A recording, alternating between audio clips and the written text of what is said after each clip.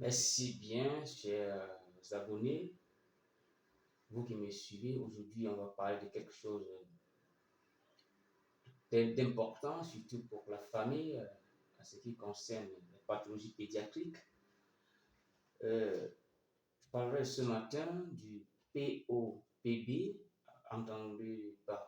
parler par là, de la paralysie obstétricale du plexus brachial. C'est quoi la paralysie obstétricale du plexus brachial? En fait, c'est une pathologie qui affecte les nouveau-nés pendant l'accouchement. Et puis, on se rend compte que lorsque l'enfant a quelques jours ou quelques mois pour certains, et on constate simplement que l'enfant ne parvient pas à lever le bras, c'est-à-dire le bras de l'enfant est resté suspendu comme ça. Il ne bouge pas. Là, il y a une paralysie du plexus. Le plexus est ce réseau de nerfs qui se trouve dans la colonne vertébrale du bébé et qui peut être éliminé puisque l'enfant étant encore tout petit. Dans le ventre, ces structures ne sont pas encore mises en place.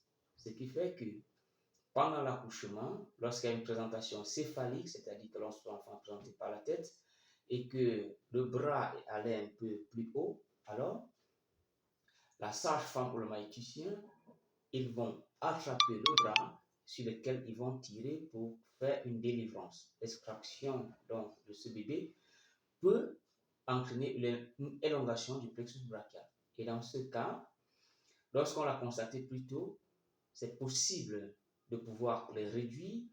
Il n'y a que la kinésithérapie, parce que la chirurgie n'est pas indiquée dans le cas d'un nouveau-né. Il n'y a que la kinésithérapie. Et dans ce cas de POPB, il y en a deux types.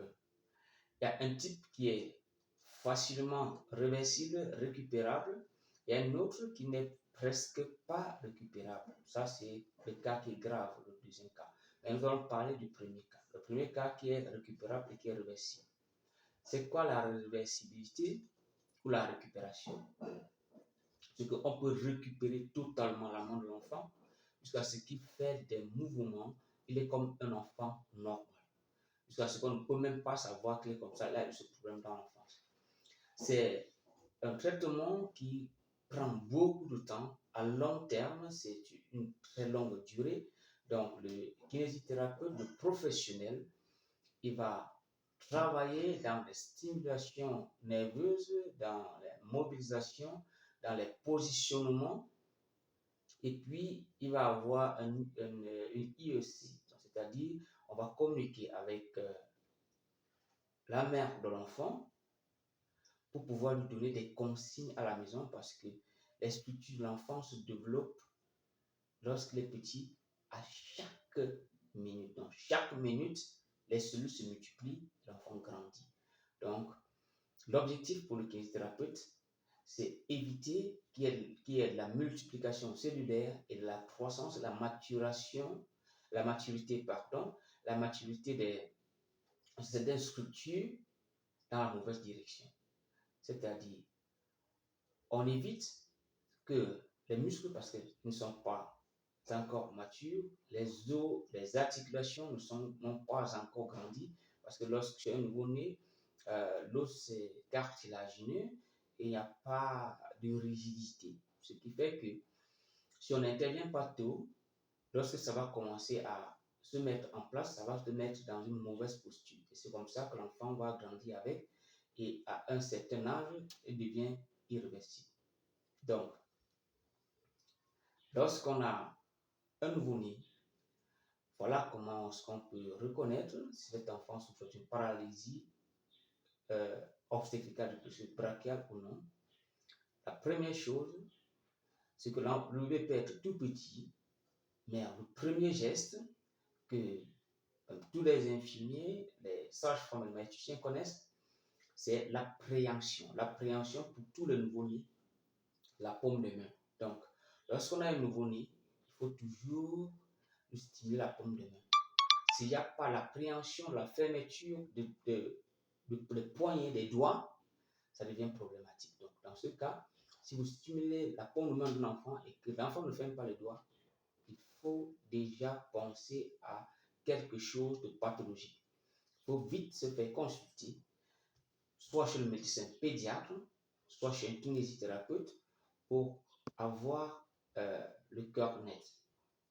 Alors, lorsque on a stimulé la paume de main et que l'enfant a réagi et que le bras reste pendu, il ne peut pas soulever, l'épaule ne bouge que comme ça, dans ce cas, il faut consulter.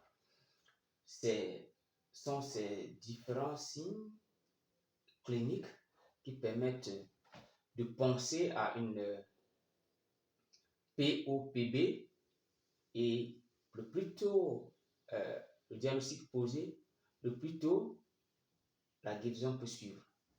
Alors, dans ce cas, si on a les deux signes qui sont présents, on sait que c'est un cas qui est récupérable. Donc, c'est le type 1 ou du chien. Alors, si dans cet exercice, si dans cette stimulation, le bébé ne parvient pas à fermer les poings, ça devient très, très difficile et problématique. Donc, dans le deuxième cas, ce geste, il n'y a pas d'appréhension des doigts. Les doigts ne bougent pas et l'épaule est pendue, la paume de main est tournée en arrière. Dans ce cas, on est dans une paralysie obstétricale du plexus brachial de type 2. Alors, dans ce cas, la récupération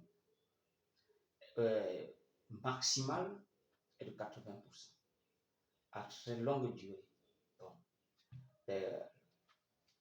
le pourcentage peut varier d'une personne à une autre. Ça peut également varier selon la prise en charge.